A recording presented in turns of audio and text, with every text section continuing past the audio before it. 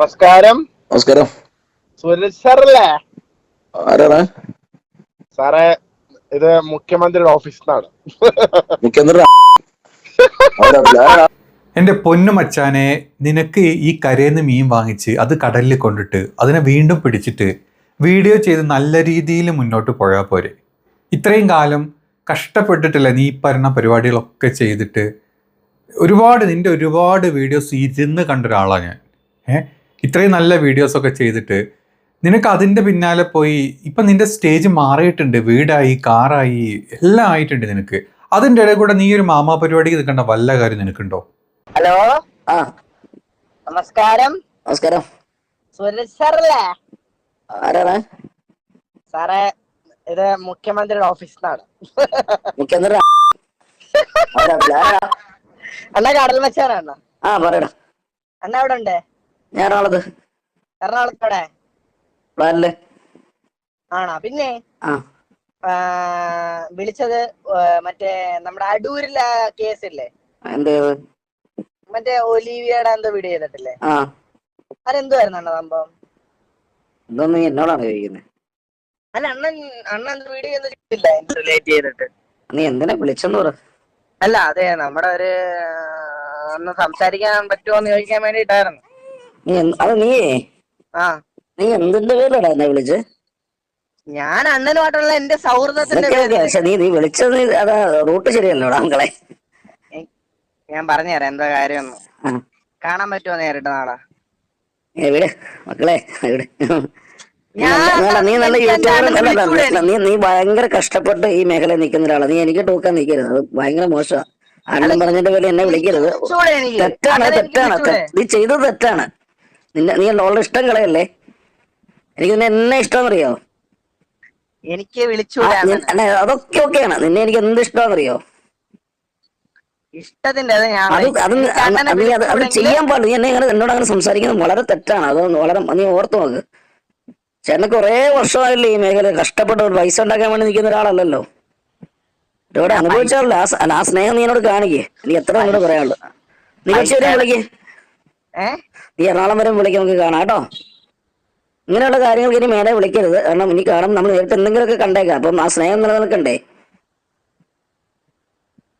കേട്ടോ? പറയുന്നത് കേട്ടോ?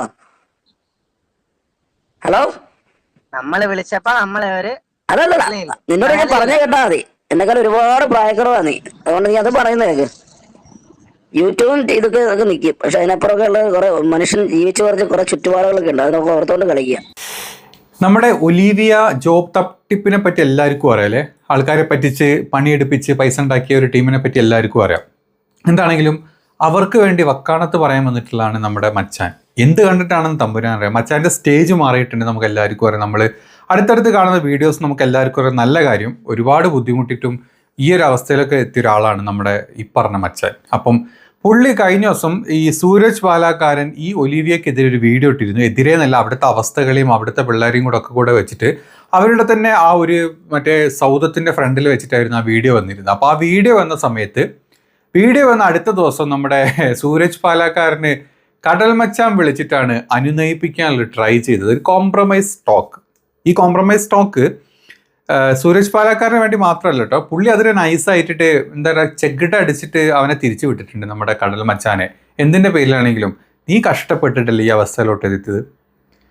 അതായത് നിന്റെ കഷ്ടപ്പാടും കാര്യങ്ങളും കണ്ടിട്ട് ഈ കൊമ്പത്തുള്ള ആൾക്കാരല്ല നിന്റെ വീഡിയോ സപ്പോർട്ട് ചെയ്ത് നീ ഇങ്ങോട്ട് എത്തിയത്. സാധാരണക്കാർ കണ്ടിട്ടാ. സാധാരണ ആളുകൾ നിന്റെ വീഡിയോ കണ്ടിഷ്ടപ്പെട്ട്, ഞാനടക്കം നിന്റെ ഒരുപാട് വീഡിയോസ് കണ്ടിട്ട്, നീയും സന്ധ്യാമ്മയുള്ള വീഡിയോസ്, കുക്ക് ചെയ്യുന്നതും മീൻ പിടിക്കുന്നതും അവിടെ പോകുന്നതും ഇവിടെ പോകുന്നതും വീട് വെക്കുന്നതും കാറ് വാങ്ങിക്കുന്നതും ദുബായിൽ പോയതും ഈ വക സകല വീഡിയോസ് നിൻ്റെത് കണ്ടിട്ടുണ്ട്. അങ്ങനത്തെ ഒരുപാട് ആൾക്കാർ വീഡിയോ കണ്ടിട്ടാണ് നീ ഒരു അവസ്ഥയിലോട്ട് നീ എത്തിയത്. അപ്പോൾ അതിൻ്റെ ഇടയ്ക്ക് ആ ഒലിവിയയിൽ പെട്ട് കഷ്ടപ്പെട്ട് ഒരാൾ തുടങ്ങിയ ഒരു വീഡിയോ കമൻസിൻ്റെ മേലിൽ നിന്ന് 100 കണക്കിന് ആൾക്കാർ വന്ന് കുറ്റം പറഞ്ഞിട്ട് നിനക്കൊരു സാമാന്യ ബോധം വെച്ച് ചിന്തിച്ചാൽ പോരെ അവരവിടെ എന്തോ ഫ്രോഡ് പരിപാടി നടത്തുന്നുണ്ടെന്നുള്ളത്. എന്നിട്ട് അവരുടെ കാശും വാങ്ങി നീ പറഞ്ഞ വക്കാണത്തിൽ നിൽക്കേണ്ട വല്ല കാര്യമുണ്ടോ? ഇത് മാത്രമല്ല, ഇവൻ ആ മറ്റേ ഓക്കെ കൺമണിയെന്നോ എന്ത് കൺമണിയാണ്, ആ കൺമണിയിട്ട വീഡിയോ ആണല്ലോ സ്റ്റാർട്ടിങ്ങിൽ ഒലിവിയക്കെതിരെ വന്നിട്ടുള്ളത്. അപ്പം ആ വീഡിയോ ചെയ്ത ഈ കൺമണിനെ വരെ വിളിച്ചിട്ട് ഇവൻ അനുനയിപ്പിക്കാൻ നോക്കിയിട്ടുണ്ട്. അതായത് നമ്മളൊക്കെ വളരെ സാധാരണക്കാരാണ്, നമ്മളൊക്കെ ഒന്നും ഇതിൻ്റെ പിന്നാലെ പോയിട്ട് കാര്യമില്ല, എന്താ പറയുക, നീ ഇതിന് കോംപ്രമൈസിന് വരണം, എത്ര കാശ് വേണം നമ്മുടെ സിബിച്ചൻ മാമാട്ടിക്കുട്ടിയമ്മ തരും എന്നൊക്കെ പറഞ്ഞിട്ട്, സിബിച്ചനെ അറിയാലോ അല്ലേ, നമ്മുടെ ഒലിവിയൻ്റെ ഓണറാണ്. അപ്പം അവർ തരും എന്നൊക്കെ പറഞ്ഞിട്ടും അവരെ വരെ വിളിച്ചിട്ട് അന്വയിപ്പിച്ചിട്ടുണ്ട്. എന്ത് തേങ്ങക്കാണ് എൻ്റെ പൊന്നു കടൽ മച്ചാനെ നീ പരിപാടിക്കുന്നത്? നിന്നോടുള്ള സകല വില, നിനക്ക് തന്നിട്ടുള്ള സകല വില, നിൻ്റെ വീഡിയോ കാണാനുള്ള ഒരു നല്ല നല്ല കുറേ കാര്യങ്ങൾ അതെല്ലാം പോയി. ഒരുപാട് ആൾക്കാർ, അതായത് നീ ചെയ്ത വീഡിയോസിൻ്റെ സ്റ്റാൻഡേർഡ് എന്തായിരുന്നു, നീ ഇപ്പോൾ കാണിച്ചുകൊണ്ടിരിക്കുന്ന ചെറ്റത്തരത്തിൻ്റെ സ്റ്റാൻഡേർഡ് എന്നാന്ന് ഒരുപാട് ആൾക്കാർക്ക് മനസ്സിലായി. നിനക്ക് തോന്നണ്ടോ നിനക്ക് തല ഉറച്ച് ഇങ്ങനെ നിൽക്കാൻ പറ്റുന്ന? തല ഉറച്ച് നിൽക്കുമായിരിക്കും നീ, അതിനൊന്നും കുഴപ്പമില്ല. ഇപ്പം ഇത്തരത്തിൽ വിളിച്ചിട്ട് ഈ പറഞ്ഞ കൺമണിനെയും ഈ പറഞ്ഞ സൂരജ് പാലാക്കാരെയൊക്കെ വിളിച്ച് നിങ്ങൾക്ക് ഇത്രയും സംസാരിക്കാമെങ്കിൽ നീ എന്ത് തരം താന്ന രീതിയിലും പോകുന്നുള്ള ഉറപ്പാണ്. ഇത്രയും കാലം നിന്നെ സംസാരിച്ച ആൾക്കാർക്കെതിരെ അല്ലെങ്കിൽ നിന്നെ സപ്പോർട്ട് ചെയ്ത ആൾക്കാർക്കെതിരെയാണ് നീ ഇപ്പോൾ കളിച്ചുകൊണ്ടിരിക്കുന്നത്. ഇനി ഈ പറഞ്ഞ എല്ലാ കണ്ടാമണ്ടി കൂടോത്രങ്ങൾക്കെതിരെ അവസാനം നമ്മുടെ ഈ പറഞ്ഞ ഒലിവിയയുടെ ഓണർ ചേച്ചി ഇന്നലെ വന്നിട്ട് പറഞ്ഞു, ഞങ്ങൾ ആത്മഹത്യ ചെയ്ത് കഴിഞ്ഞാൽ ആരും ഉത്തരം പറയും, ഞങ്ങളുടെ ഫാമിലി ആത്മഹത്യ ചെയ്യാൻ പോവാണ്, ഞങ്ങൾ അത് ചെയ്യാൻ പോവാണ്, ഞങ്ങളിത് ചെയ്യാൻ പോവാണ്, ഞങ്ങളില്ലെങ്കിൽ നാട്ടിലെ കേരളത്തിലെ മൊത്തം പെൺകുട്ടികളും വഴിയാധാരായി പോകും. എന്ത് തേങ്ങക്കാണ് ഇവിടെ നിന്ന് ചിലച്ചുകൊണ്ടിരുന്നത്? ആ ചില കേൾക്കാം നമുക്ക്. നിങ്ങളൊന്ന് ചിന്തിക്കുക, ഈ ഒരു ചെറിയ പെൺകുട്ടിയിൽ തുടങ്ങി നിൽക്കുന്ന ഇന്നത്തെ ഈ വിഷയം ആ കുട്ടി കൊണ്ട് എത്തിച്ചിരിക്കുന്നത് ഒരു കുടുംബത്തിന്റെ കൂട്ട ആത്മഹത്യയുടെ മുമ്പിലാണ്. നിങ്ങൾ പറയുമല്ലോ ഞങ്ങൾക്ക് ധൈര്യമൊക്കെ ഉണ്ട്. ഏതും മനുഷ്യരാണ്, എത്ര കരിങ്കൽ. എനിക്ക് തോന്നുന്നു ഏറ്റവും സ്ട്രോങ് ആയിട്ട് നിൽക്കുന്ന വ്യക്തികൾ ആദ്യം സൂയിസൈഡ് ചെയ്യുന്നത്. നിങ്ങൾ ശ്രദ്ധിച്ചിട്ടുണ്ടോ എന്ന് അറിയത്തില്ല. കാരണം അവരുടെ ഒരു നിമിഷം മതി അവരുടെ കൈവിട്ട് പോകാൻ വേണ്ടിയിട്ട്. ഈ ഒരു കൂട്ടം ആത്മഹത്യയെ ഞങ്ങൾ ചെയ്തായിരുന്നെങ്കിൽ ഈ കുട്ടിക്ക് സമാധാനമാവോ? ഈ കുട്ടിയെ സപ്പോർട്ട് ചെയ്തവർക്ക് സമാധാനമാവോ? ഇനി ഇവിടെ കുറെ ജോലിക്ക് കുറെ സ്റ്റാഫുകൾ നിപ്പുണ്ട്, 10-40 പേര് നിപ്പുണ്ട്. നിങ്ങൾ കഴിഞ്ഞ വീഡിയോയിലും 17-ാം തീയതി എന്റെ വീടിന്റെ മുന്നിൽ വന്ന് ആക്രമണം കാണിച്ചപ്പോ കുറെ പിള്ളേർ ഇവിടെ നിൽക്കുന്നത് നിങ്ങൾ കണ്ടിട്ടുണ്ട്. ആ കുട്ടികൾ ആരെങ്കിലും സാമ്പത്തിക ബുദ്ധിമുട്ട് കൊണ്ട് ഒരു ജോലി നഷ്ടപ്പെട്ട പ്രതീക്ഷ കൈവെടിയുമ്പോൾ അവർ ആത്മഹത്യ ചെയ്ത എനിക്ക് തരാൻ വേണ്ടി സ്വന്തം നാടും വീടും ഉപേക്ഷിച്ച് കൽക്കട്ടയിലും സൂറത്തിലും പോയി കിടന്ന ഒരു മാനുഫാക്ചറിംഗ് യൂണിറ്റ് ഇട്ട് ആർക്കും ഒരു ദ്രോഹം ചെയ്യാതെ അവരുടെ ബിസിനസിനെ അവർക്ക് ഡെവലപ്പ് ആക്കിക്കൊണ്ട് പോകുന്ന രീതിയിൽ പ്രതീക്ഷയോടെ ജീവിക്കാൻ ഇറങ്ങിയ ഒരു കൂട്ടം ആൾക്കാരുടെ കഞ്ഞിയിലാണ് ഇന്ന് ഒലിവിയെ നിർത്തുമ്പോൾ കല്ല് വാരിയിടുന്നത്. ഇനി ഒരിക്കലും എന്റെ ജീവിതത്തിൽ ഞാൻ അഥവാ നമുക്ക് അറിയാൻ പറ്റില്ലല്ലോ, ഇതൊക്കെ മാറി മറിഞ്ഞു കഴിയുമ്പോൾ ഞാൻ സ്റ്റാർട്ട് ചെയ്താലും ഒരിക്കലും ഇനി എന്റെ ലേഡി സ്റ്റാഫുകളെ വെച്ചിട്ട് ഞാൻ ഇനി ഒരു ബിസിനസ് ഏറ്റെടുക്കില്ല ഓൺലൈൻ സംബന്ധമായിട്ട്. അതുപോലെ തന്നെ ബിസിനസ് ചെയ്യാനിരിക്കുന്നവർക്കും ചെയ്തുകൊണ്ടിരിക്കുന്നവർക്കും എനിക്ക് പറയാനുള്ള ഒരു റിക്വസ്റ്റേ ഉള്ളൂ, നിങ്ങൾ ദൈവത്തെ ഓർത്തി പെൺകുട്ടികളെ വെച്ച് ബിസിനസ് ഏറ്റെടുക്കൽ. അവര് നമ്മളെ മൂടിയിട്ടേ പോകത്തുള്ളൂ. കാരണം ഞാൻ ഏറ്റവും കൂടുതൽ ഇപ്പൊ അനുഭവിച്ചുകൊണ്ടിരിക്കുന്ന ഒരു കാര്യമാണ്. അപ്പൊ അതുകൊണ്ട് എന്റെ കസ്റ്റമേഴ്സിനോട് എല്ലാവരോടും സ്നേഹം, എനിക്ക് എങ്ങനെ പറയണമെന്ന് അറിയത്തില്ല, എല്ലാവരോടും ഇഷ്ടം, സ്നേഹം എന്ന് ഓർക്കണം. മെസ്സേജ് അയക്കാൻ പറ്റുന്നവരൊക്കെ അയക്കണം. പിന്നെ അതേപോലെ തന്നെ എന്നെ സപ്പോർട്ട് ചെയ്ത് ഒത്തിരി പല മേഖലയിൽ നിന്നുള്ള ഒരുപാട് ആൾക്കാർ, അവരോട് എനിക്ക് സ്നേഹമേ ഉള്ളൂ. നിങ്ങൾ തന്ന സപ്പോർട്ടും ആ ഒരു ഇതും എനിക്ക് മുൻപോട്ട്, ഞാനൊരു സ്ത്രീയല്ലേ, എനിക്കും ഉണ്ട് പേരൻസും റിലേറ്റീവ്സും ഒക്കെ തന്നെ.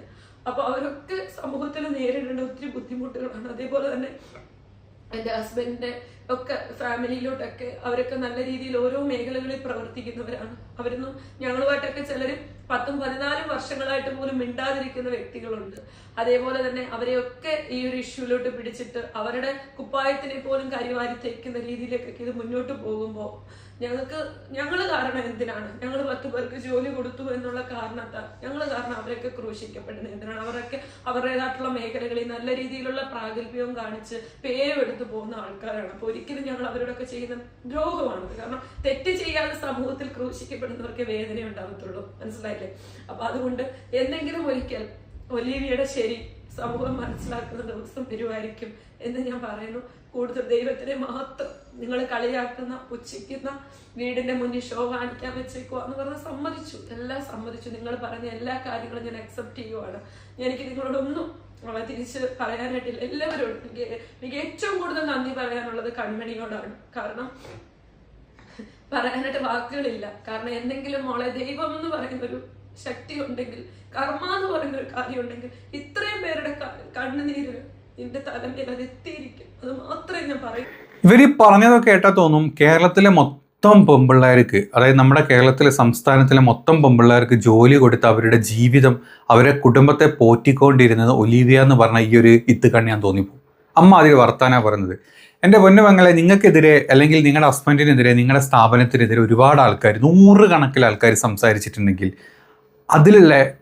അതിലെ ചെറ്റത്തരം എന്താണെന്ന് കണ്ടുപിടിച്ചിട്ട് നിങ്ങൾ അതിന് സംസാരിക്കും. അല്ലാണ്ട് ഇപ്പോഴും ഞങ്ങൾ വന്നിട്ട് ഞങ്ങൾ ജോലി കൊടുക്കുന്നു, ഞങ്ങൾ പാവങ്ങളാണ്, ഞങ്ങൾ അയ്യോ പാവങ്ങളാണ്, ഞങ്ങൾ ആത്മഹത്യ ചെയ്യാൻ പോവാണ്, ഞങ്ങൾ കാരണം ഞങ്ങളെ പിള്ളേരെല്ലാം കൂടി ആത്മഹത്യ ചെയ്യാൻ പോകുന്നു, ഈ കുണുകുണം പറഞ്ഞിട്ട് വല്ല കാര്യമുണ്ട്? ആരെങ്കിലും കേൾക്കുമോ?